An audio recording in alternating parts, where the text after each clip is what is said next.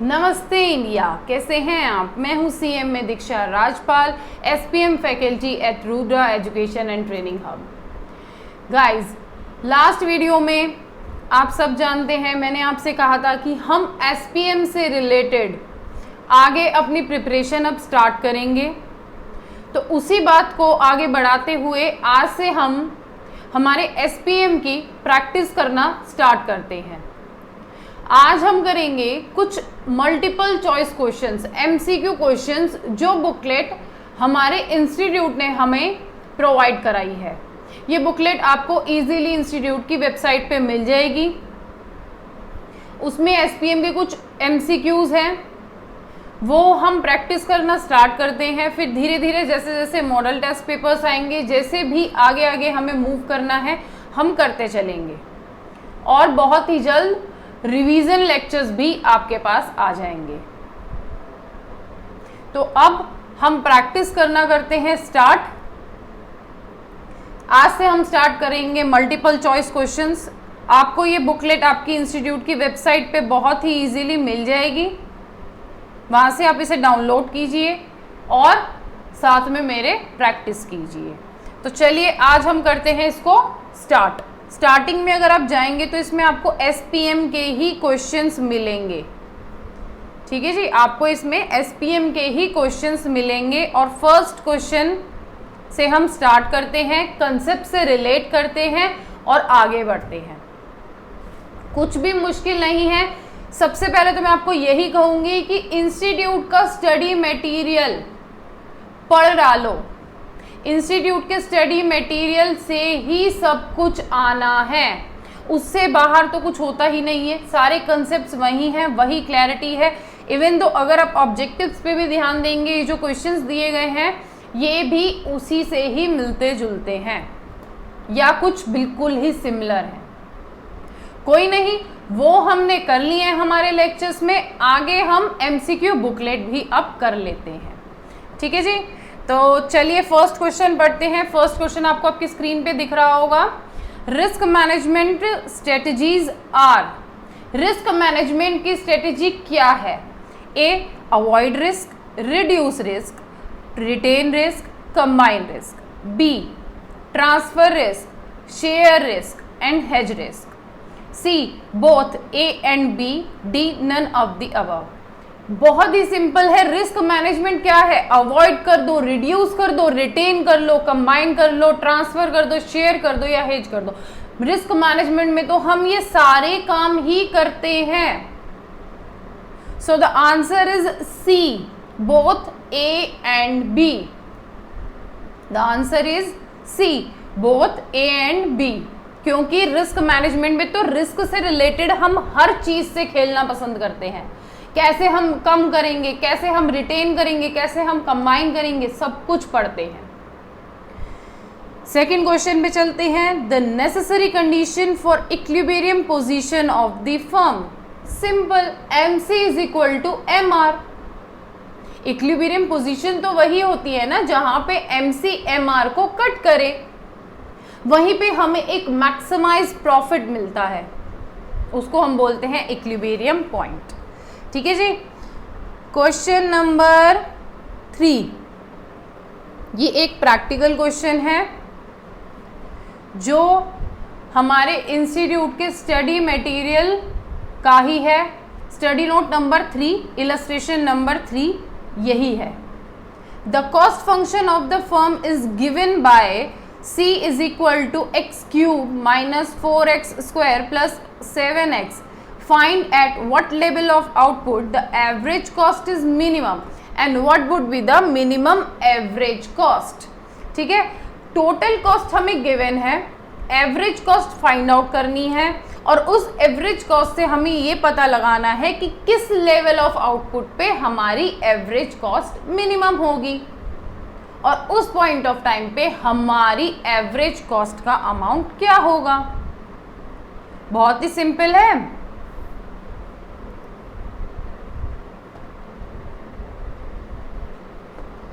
Question हमको कहता है, given question says x cube minus 4x square plus 7x, 7x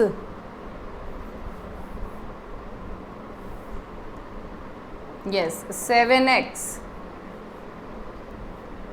ठीक है जी, ये हमारी है टोटल कॉस्ट। अब इससे हमें क्या निकालना है? Average cost.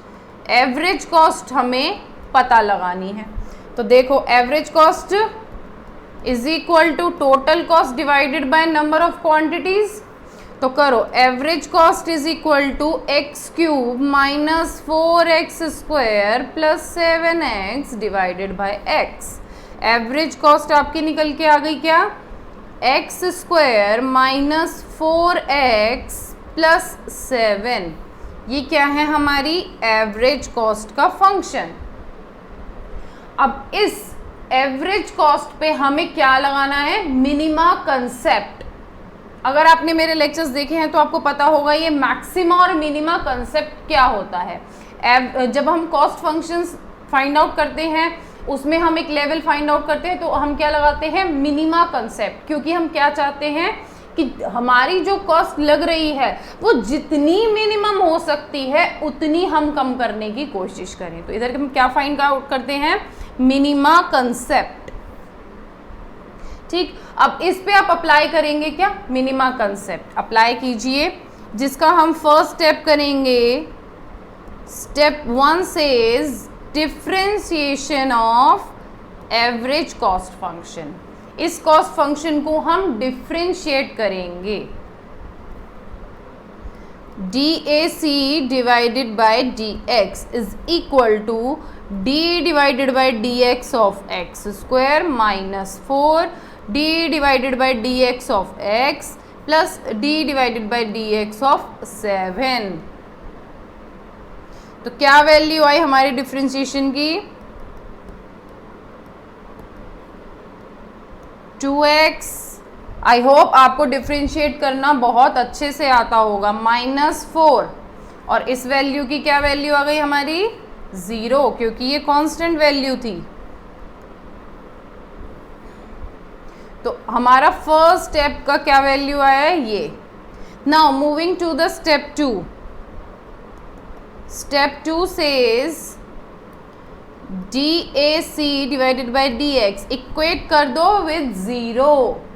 First differentiation amount को क्या कर दो? Equate with 0। तो हमें क्या मिल जाएगी? हमारे x की value 2x minus 4 is equal to 0। 2x is equal to 4, 2x is equal to 4 and x is equal to 2. So the level of output where average cost is minimum is 2. 2 unit पे हमारी average cost minimum होगी according to this solution. अब क्या ये जो 2 unit हैं वो सच्ची में उस यूनिट्स पे आके हमारी एवरेज कॉस्ट मिनिमम रहेगी? उसको हम कैसे चेक करेंगे? हमारे स्टेप 3 में। तो चलो स्टेप 3 में पहुंचते हैं। स्टेप 3 डबल डिफरेंशिएशन करो, डबल डेरिवेटिव निकालो, सेकंड ऑर्डर डेरिवेटिव।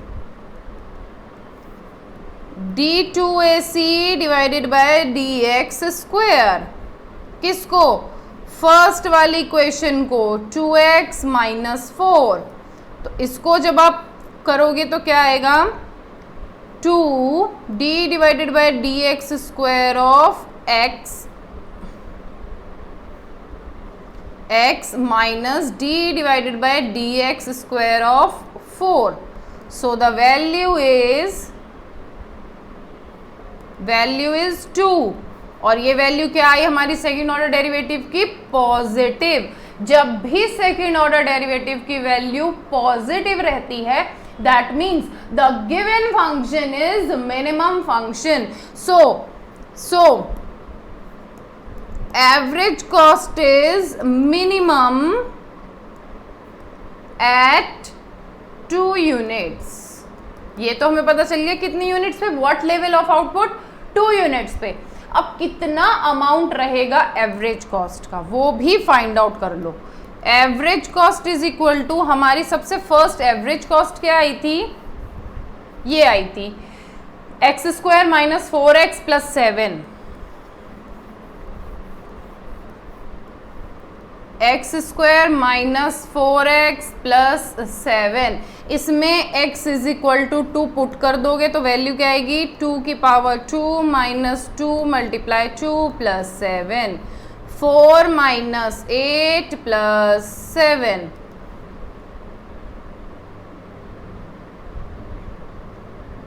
हाँ जी -4 plus 7, so the value is 3.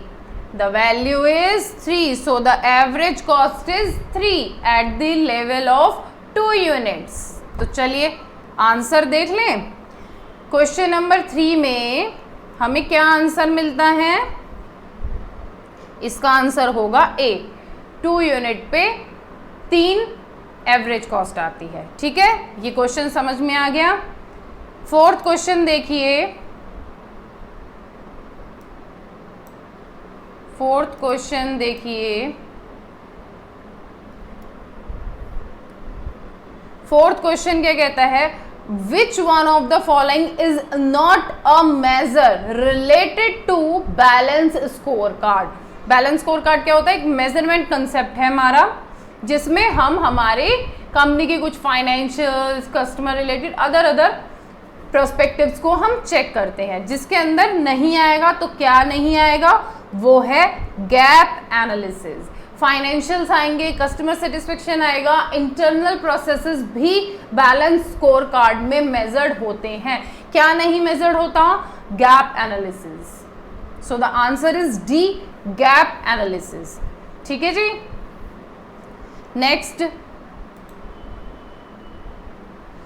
Fifth question, performance will be a product of. Performance will be a product of. अगर आपने स्टडी नोट को लाइन बाय लाइन पढ़ा है तो आप डेफिनेटली इस क्वेश्चन को सॉल्व कर सकते हैं, या मेरे लेक्चर्स लिए हैं, नोट्स बनाए हैं, तो आपको ये क्वेश्चन बहुत इजीली समझ में आ जाएगा। Performance will be a product of efficiency, utilisation and productivity. इन तीनों को मिलाने के बाद हमारी परफॉर्मेंस बाहर आती है। एफिशिएंसी तो है ही है, यूटिलाइजेशन तो है ही है, प्रोडक्टिविटी भी होनी चाहिए। Performance will be a product of this threes: efficiency, utilization and productivity. So the answer is D, efficiency, utilization and productivity. Clear? Moving to the next question. Question number 6. Question number 6. Question number 6 says, dash is the uncertainty of the purchasing power of the monies to be received in the future. Uncertainty of the purchasing power. Simple as that. Purchasing power risk. कौन सा risk होता है जिसमें हमें purchasing power से related uncertainty रहती है कि फ्यूचर में क्या होगा, कैसे परचेज होगा? तो वो क्या है? Purchasing power risk. C is purchasing power risk. Answer is purchasing power risk. Seventh question, unsystematic risk related to. पहले तो unsystematic risk होता ही क्या है? वो रिस्क जिसको हम कंट्रोल कर सकते हैं। हम जानते हैं ऐसा कुछ रिस्क आएगा, हमारे प्रोजेक्ट में ऐसा कुछ रिस्क है जो हमें फेस करना पड़ेगा, उसके बारे में हम जानते हैं। तो unsystematic risk related to market risk नहीं भाई, वो तो हम जानते ही नहीं कि मार्केट में एक्चुअल में क्या होगा। बीटा इंटरेस्ट रेट रिस्क नहीं, ये क्या है? इनहेरेंट रिस्क, जो हमारे साथ साथ में चलता आ रहा है, पीढ़ी दर पीढ़ी चलता आ रहा है, वो रिस्क होना ही है। सपोज दैट लंच टाइम होता है हमारी फैक्ट्री में, तो जो हमारी लेबर्स है ना, हम देते 20 मिनट्स है, वो 30 मिनट एक्सपेंड करते हैं। तो जो 10 मिनट का रिस्क है ना हमारा, रिस्क मतलब जहाँ पे हमारी प्रोडक्टिविटी डाउन पे रहेगी, 10 मिनट हम कुछ भी नहीं माल बनाएंगे, तो वो इनहेरेंट चलता आ रहा है। Unsystematic risk related to inherent risk. Answer is B, inherent risk.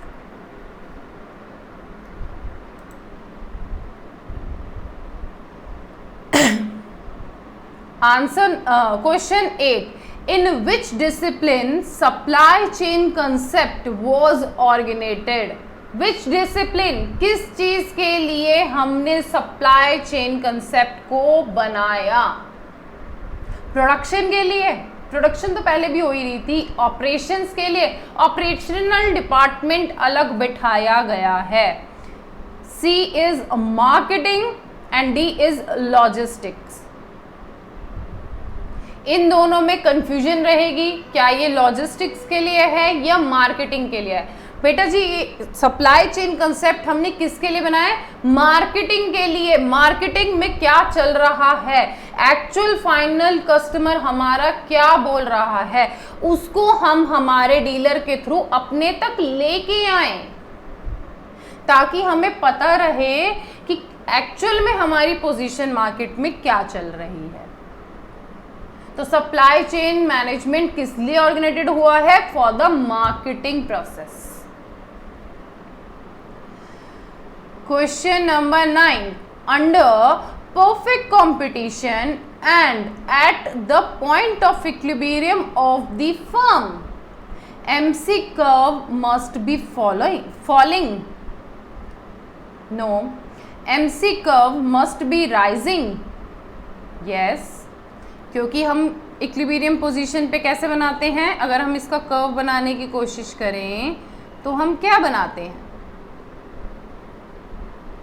MR हमारा कुछ इस तरीके से चलता है, MC कर्व हमारा अबव पे जाता है, MC। MR curve must be falling. No, none of the above. नहीं भाई, कुछ ना कुछ तो है।